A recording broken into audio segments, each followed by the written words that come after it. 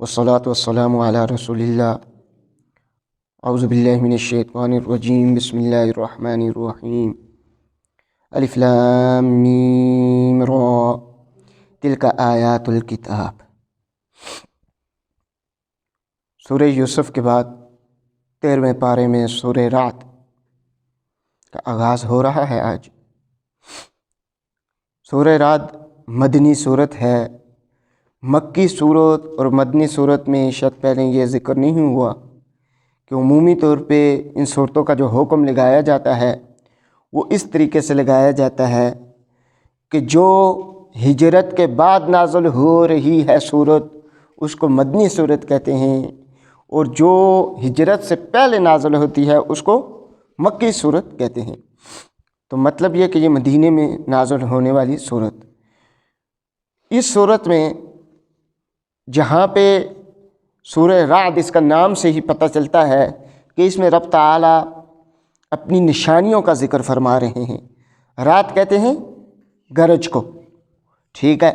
तो इसका नाम ही गरज, बादलों की गरज, चमक, जैसे पहले पारे में भी ज़िक्र है, तो इसका नाम ही उसी से पड़ा है। तो इसमें रब ताला इस तरह की निशानियाँ ज़िक्र करते हैं और फिर में इसमें कुरान का एजाज़ ज़िक्र करते हैं कि ये किताब रब ताला की तरफ से है।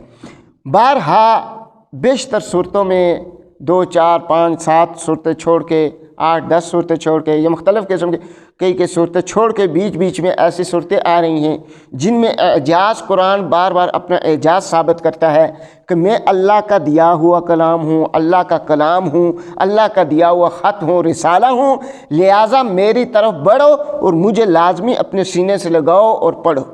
तो इसलिए यहाँ भी जो है ये अलिफ लाम मीम रा शुरू में हुरूफ मुक़त्तआत का जहाँ भी ज़िक्र होता है उसमें मुशरिकीन अरब को जो है एक एजाज़ के तौर पे ये नाज़िल करदा हुरूफ मुक़त्तआत होते हैं कि तुम इस जैसा कुरान नहीं ला सकते। चुनांचे यहाँ भी रब ताला वल्लज़ी उन्ज़िला इलैका मिन रब्बिकल हक़्क़, ये नाज़िल किया गया आपके रब हक़ की तरफ से, लेकिन अक्सर लोग इस पे ईमान नहीं लाते।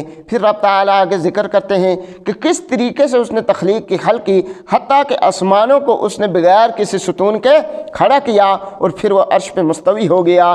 कौन है जो सूरज और चाँद को अपने ताबे किए हुए है, हर कोई एक लिमिट के मुताबिक चलता है। मिसाल के तौर पे अगर आज सुबह का सूरज ना निकले, 2 मिनट लेट हो जाए, 3 मिनट लेट हो जाए तो दुनिया का निज़ाम धर्म बरम हो जाए। इसी तरीके से बड़े बड़े सैयारे हैं, उनका एक लिमिट, एक अपनी हुदूद जो है उसमें गर्दिश करते हैं। अगर वो इस लिमिट को छोड़ दें, अपने रास्ते से हट जाएं, तो गाड़ियों का आजकल जहाँ पे एक्सीडेंट होता है, आपस में टकराव होता है, तो कितना नुकसान होता है। तो ये इतने बड़े बड़े सैयारे, हत्ता कहा गया ज़मीन से भी बड़े बड़े सैयारे, इतने बड़े बड़े सैयारे अगर उनका आपस में टकराव हो जाए, वो रास्ता चेंज करके ना चलें बल्कि एक ही रास्ते में आमने सामने हो जाएं और उनका टकराव हो जाए तो क्या हाल होगा। लेकिन ये सब रब ताला का निज़ाम कुदरत है कि हर चीज़ उसके बनाए हुए हुक्म के मुताबिक चलती है, उससे रूगर्दानी कोई चीज़ नहीं कर सकती।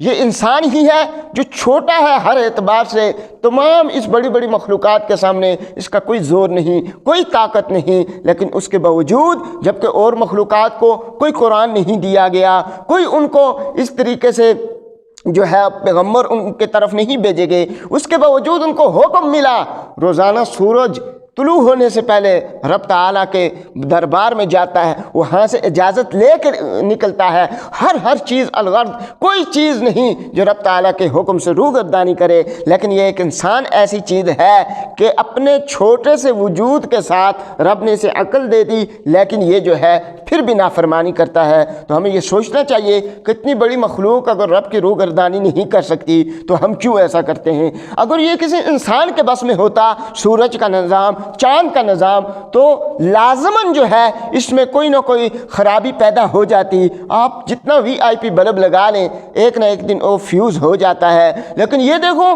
कि जब से दुनिया चली आ रही है, सूरज बना हुआ है, सारे जहां को रोशन करता है, आज तक सूरज फ्यूज़ नहीं हुआ।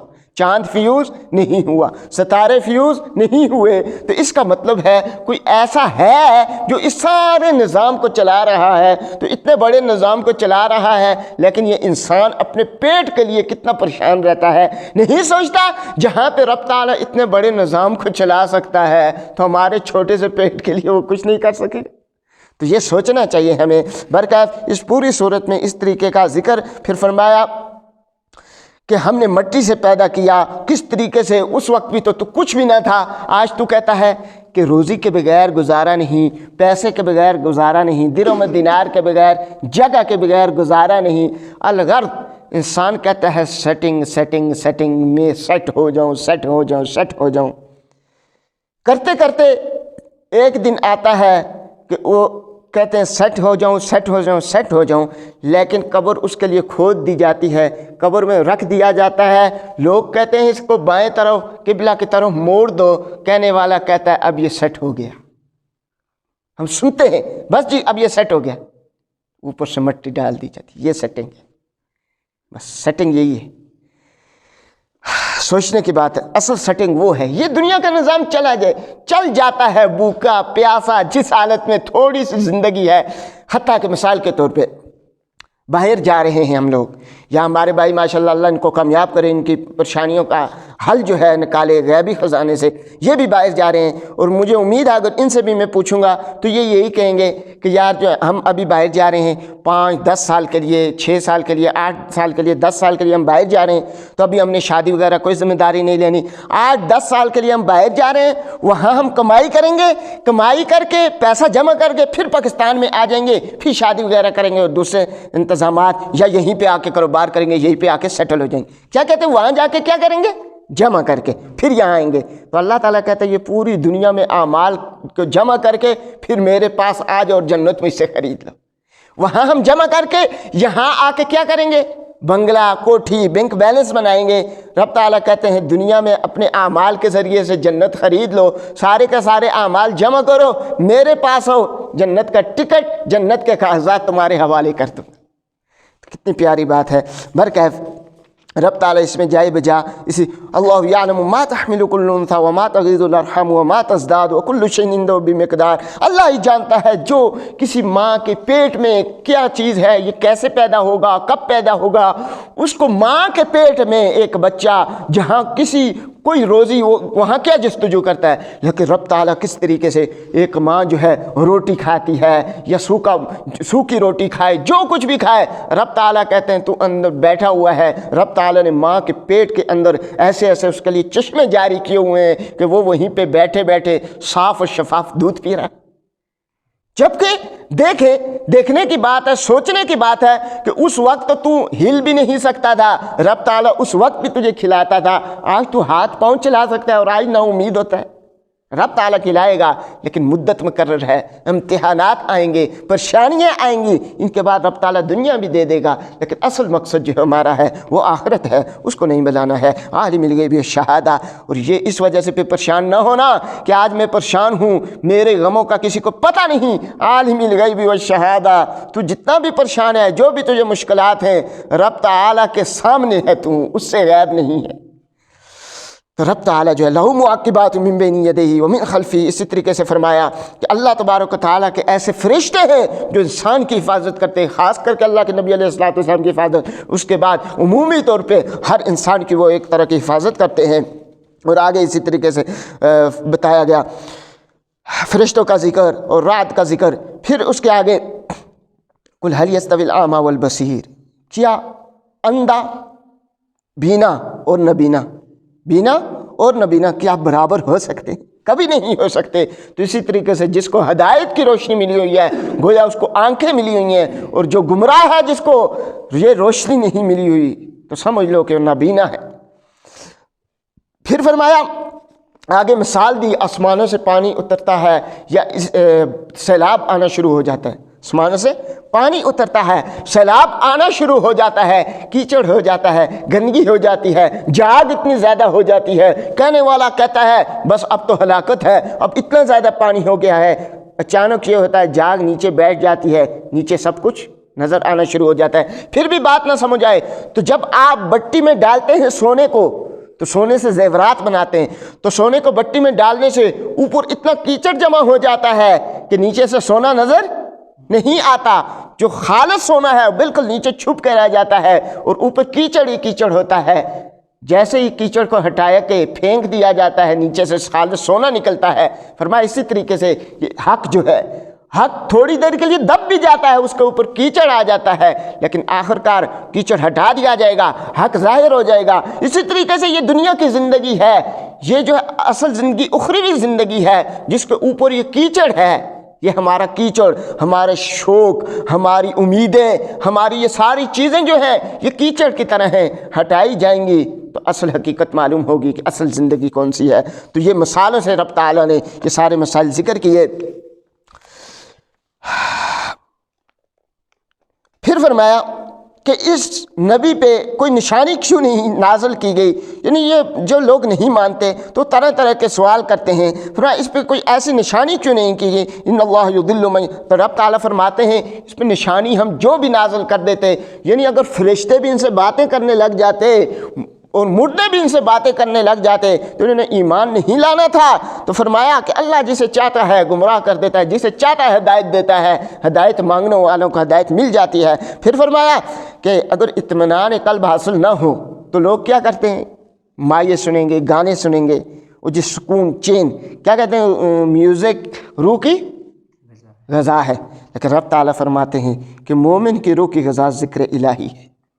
جب دل پریشان ہو مسجد میں آ جا، 2 رکعت نماز پڑھ، آنسو بہا اور اس طریقے سے رب تعالیٰ سے بات کر، کاننا تراہو، جیسے تو اسے دیکھ رہا ہے۔ فَإِن لَمْ تَكُنْ تَرَاهُ، اگر یہ کیفیت پیدا نہ ہو کہ میں رب باری کے سامنے ہوں، میں اسے دیکھ رہا ہوں، تو اتنی کیفیت پیدا کرنے کی کوشش کر، تو اسے نہیں بھی دیکھ رہا، وہ تو تجھے دیکھ رہا ہے۔ یہ جب کیفیت اپنے اوپر لائے گا، طاری کرے گا، رونا بھی آئے گا۔ فَإِن لَمْ تَبْكُوا فَتَبَاكَوْا، رونا نہ آئے تو رونے والی شکل بنا لینا، رب تعالیٰ تجھے چین دے دے گا۔ الا بذکر اللہ تطمئن القلوب، سبحان اللہ۔ پھر فرمایا کہ پہلے بھی رسولوں کے ساتھ مذاق اڑایا گیا لیکن ہم نے انہیں مہلت دی، اور پھر کس طریقے کا ان کا انجام ہوا، چنانچہ اس صورت میں یہ تفصیلی تذکرہ۔ پھر وَلَقَدْ أَرْسَلْنَا رُسُلًا مِّن قَبْلِكَ وَجَعَلْنَا لَهُمْ أَزْوَاجًا وَذُرِّيَّةً، اسی طریقے سے ہم نے جتنے بھی پہلے تجھ سے رسول پیدا کیے ان کی بیویاں بھی تھی، ان کی اولاد بھی تھی۔ وَمَا كَانَ لِرَسُولٍ أَن يَأْتِيَ بِآيَةٍ إِلَّا بِإِذْنِ اللَّهِ، لیکن جس نبی کے پاس بھی کوئی معجزہ آیا، کوئی نشانی آئی تو رب تعالیٰ کے حکم سے آئی، اپنی مرضی سے کوئی پیغمبر، کوئی رسول بھی کچھ نہیں کر سکتا۔ سورہ ابراہیم، بسم اللہ الرحمن الرحیم، الف لام را۔ سورہ ابراہیم، اس میں جہاں اور انبیاء کا ذکر ہے وہاں پہ ابراہیم علیہ السلام کا بھی تفصیلی ذکر، اس وجہ سے اس سورت کا نام ابراہیم رکھ دیا گیا۔ اس میں بھی اعجاز کہ قرآن جو ہے اللہ کی طرف سے نازل کرتا ہے۔ میں نے کہا کہ اکثر صورتوں میں، بعض صورتوں کے بعض پاروں میں اس طرح کی صورت نازل کرنے کا ایک مقصد یہ بھی ہے کہ جو ہے تم لوگ سمجھ لو کہ یہ اللہ کا کلام ہے۔ بارہا رب تعالیٰ یہ بتانا چاہتے ہیں کہ کل اٹھ کے میرے پاس آ جاؤ گے اور یہ نہ کہہ دینا کہ اللہ تو نے کوئی خط ہی نہیں بھیجا تھا ہم سے بات کرنے کے لیے، ہم کیا تجھ سے بات کرتے، ہم نے تو خط بھیجا تھا، تو قرآن کو کھول کے دیکھتا، کھول نہیں سکتا تھا تو علماء کے پاس بیٹھ کے سن لیتا، کچھ نہ کچھ تو کر لیتا، لیکن تو نے قرآن سے روگردانی کی، قرآن سے منہ موڑا اور ہمارے خط کو تم نے طاقوں میں سجایا لیکن اس کو کھول کے دیکھا نہیں، تو یہ جو ہے بہت بڑی لاپرواہی ہے۔ برکیف پھر اس کے اندر بھی اسی طریقے سے اعوجاج یعنی ٹیڑھے پن، اور پھر فرمایا کہ یہ قوم ایک یہ بھی کہتی تھی کہ لوگوں کا یہ بھی اعتراض تھا کہ اللہ نے قرآن عربی میں ہی کیوں نازل کیا، کسی اور زبان میں بھی تو نازل کر سکتا تھا۔ جنہوں نے نہیں ماننا طرح طرح کے اعتراضات کرتے ہیں، تو رب تعالیٰ فرماتے ہیں کہ ہم نے جتنے بھی رسول بھیجے، نبی علیہ السلام عربی تھے، اب ہم انگلش میں یا اردو میں قرآن بیچتے یا عبرانی میں بیچتے، کسی اور زبان میں قرآن اگر ہم بیچتے تو پھر وہ نبی کیسے سمجھتے؟ ہم تو جس نبی کو نبی بناتے ہیں اسی کی زبان میں قرآن نازل کرتے ہیں، تو اس وجہ سے یہ کوئی اعتراض بن نہیں پا رہا۔ پھر فرمایا کہ ہم نے موسیٰ علیہ السلام اور قال موسیٰ علیہ السلام نے اپنی قوم سے کہا کہ اللہ کی نعمتوں کو نہ بلاؤ۔ کس طریقے سے فرعون تمہیں مزے چکھا رہا تھا، عذاب کے مزے چکھا رہا تھا، معاذ اللہ، تمہارے بچوں کو قتل کرتا تھا، تمہاری بیویوں بچیوں کی استعمال کرتا تھا، لیکن اب جو ہے تم روگردانی کرتے ہو۔ چنانچہ اس صورت میں رب تعالیٰ نے جو ایک اصول بیان کیا ہے کہ بندو اگر چاہتے ہو کہ رب تعالیٰ کی نعمتیں ہمیشہ تم پہ رہیں، لَإِن شَكَرْتُمْ لَأَزِيدَنَّكُمْ، ایک وعدہ مجھ سے کرو کہ جب بھی کوئی نعمت ملے اس پہ شکر ادا کرو، ہر وقت شکر شکر شکر، الحمدللہ الحمدللہ، نہ شکری نہ کرو، جتنی اللہ نے دی ہوئی نعمتیں ہیں ان پہ شکر گزار رہو۔ لَأَزِيدَنَّكُمْ، ضرور بضرور میں زیادہ اضافہ کرتا جاؤں گا۔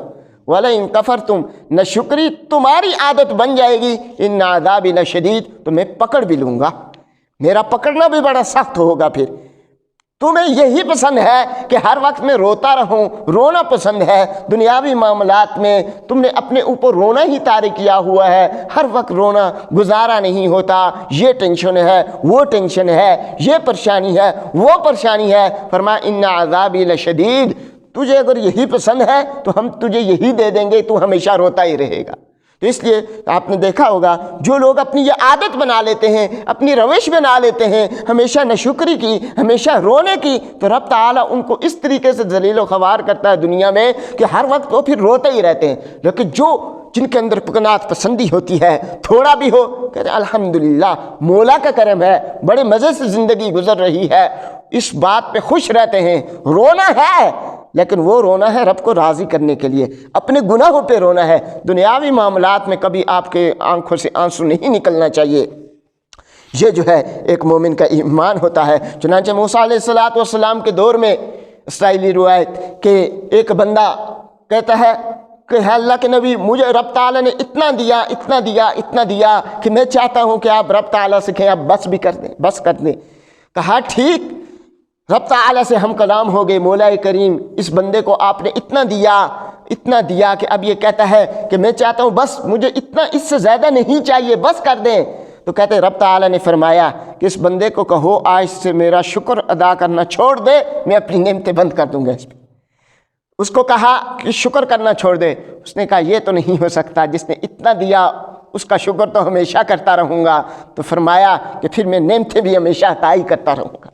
تو اس لیے ہمیشہ کوشش کریں کہ شکر گزار بنیں۔ جن عورتوں کے متعلق فرمایا کہ جہنم میں نے دیکھا عورتیں زیادہ جائیں گی، ان کی وجہ کیا بیان کی گئی؟ ناشکری کرتی ہیں، چاہے اپنے شوہر کی ناشکری کریں تو تب بھی گناہ، اور اگر آپ کسی اپنے استاد کی ناشکری کریں تب بھی گناہ، ماں باپ کی ناشکری کریں تب بھی گناہ۔ من لم یشکر الناس لم یشکر اللہ، اللہ تعالیٰ نے یہ قانون بنا دیا کہ اگر میرا شکر ادا کرنا ہے تو جو بندہ تمہارے ساتھ اچھائی کرے سب سے پہلے اس کا شکریہ ادا کرو۔ اس کا شکریہ ادا کرو گے تو میں سمجھوں گا کہ میرا شکریہ ادا کر رہے ہو۔ لیکن اگر ایک بندہ کوئی نیکی کرتا ہے دے کے اس کے منہ پہ مار دی تو پھر جو ہے تم جتنا بھی کہتے رہو الحمدللہ الحمدللہ، تمہاری یہ شکر قبول نہیں کیا جائے گا، گویا تم لوگوں نے اللہ کا ہی شکر ادا نہیں کیا، کیونکہ اللہ کے بندوں کا شکر ادا نہیں کرتے تو اللہ کا حق ادا کرو گے۔ تو رب تعالیٰ نے پھر یہ قانون بنا دیا۔ وقال الذین کفروا، پھر اسی طریقے سے جن لوگوں نے کفر کیا اپنے وقت کو، رسولوں کو کس طریقے سے انہوں نے کہا کہ ہم ضرور بضرور آپ کو یہاں سے نکال دیں گے یا آپ ہمارے دین میں واپس لوٹ آئیں۔ رسولوں کو اس طریقے کی دھمکیاں ملا کرتی تھی اور رسول پھر بھی ثابت قدم رہے۔ اچھا ہاں، شیطان کہے گا کہ ان اللہ وعدکم وعد الحق، شیطان کہے گا کہ رب تعالیٰ نے تم سے وعدہ کیا، سچا وعدہ کیا، تم نے رب تعالیٰ سے وعدہ کیا، رب نے تم سے وعدہ کیا، اس نے اپنا وعدہ سچ کر کے دکھایا۔ اب جو تم مجھے کہہ رہے ہو کہ قیامت کے دن جب انسان کہے گا شیطان ہمیں ورگلاتا تھا، شیطان یہ کرتا تھا، تو فرمایا کہ میرا تو کام یہ تھا میں تمہیں دعوت دیتا رہا، تمہیں کس نے کہا میری دعوت قبول کرو؟ کیا میں تمہیں زبردستی پکڑ کے لے جاتا تھا؟ آج یہ ہے کہ فلا تلومونی ولوموا انفسکم، اب ملامت کرنا ہے تو شیطان کہے گا، ملامت کرنا تو اپنے آپ کو ملامت کرو، میں کوئی تمہیں پکڑ کے گریبان سے پکڑ کے مسجد کی طرف نہیں آنے دیتا تھا، تمہیں گھروں میں باندھ دیتا تھا، किस तरीके का मेरा तुम पे हुकूमत चलती थी कि आज कहते हो कि शैतान हमें नेकी नहीं करने देता था। कहेगा साफ साफ मुलामत करना है तो अपने आप को करो, आज मुझे इस खाते में नहीं शरीक करो कि मैंने तुम्हें गुमराह किया। मैंने गुमराह किया मैं तो सिर्फ दावत देता था, मेरी दावत पे लब्बैक कह के बाकी तुम आते थे, तो आज जो है मुझे मुजरिम ठहराते हो, तो कल वो भी जो है साफ साफ इनकार कर देगा।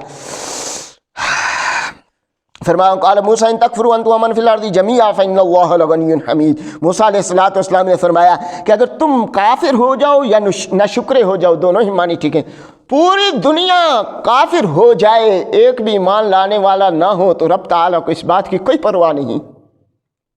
उसे क्या ज़रूरत नमाज़ों की, हमारी नमाज़ों की, हमारे रोज़ों की, ये तो हम करते हैं तो अपने लिए करते हैं ताकि रब ताला की रहमत के मुस्तहिक बन जाए।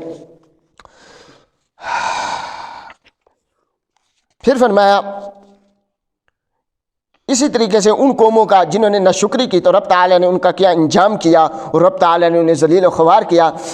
आगे फरमाया कि व आताकुम मिन कुल्लि मा सअलतुमूहु, तुमने जो भी रब ताला से मांगा रब ताला ने तुम्हें अता किया।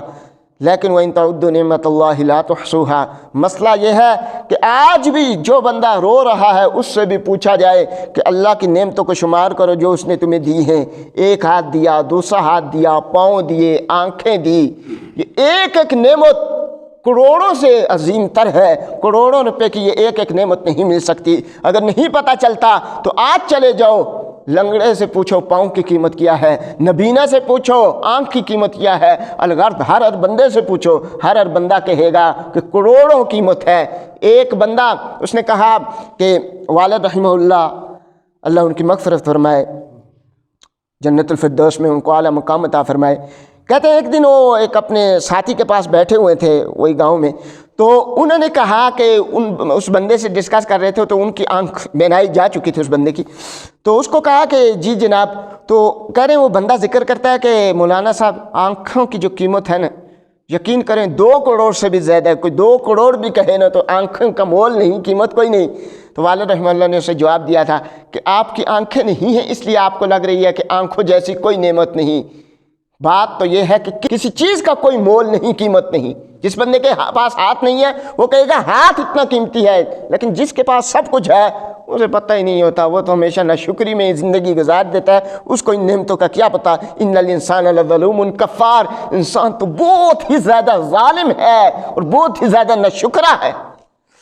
फरमाया इब्राहीम अलैहिस्सलातु वस्सलाम का तज़किरा, इब्राहीम अलैहिस्सलातु वस्सलाम रब ताला के हुक्म से बीबी हाजरा और अपने बड़े बेटे इस्माइल को लेके जाते हैं काबतुल्लाह यानी मक्का मुकरमा में। रब ताला ने हुक्म दिया इब्राहीम अपने नन्हे मुन्ने बच्चे को और बीवी को लेके चला जा और जाके मक्का में छोड़ आ। मौला करीम ऐसी जगह जहाँ ना कोई चरिंद है, ना परिंद है, ना पानी का एक घूंट है।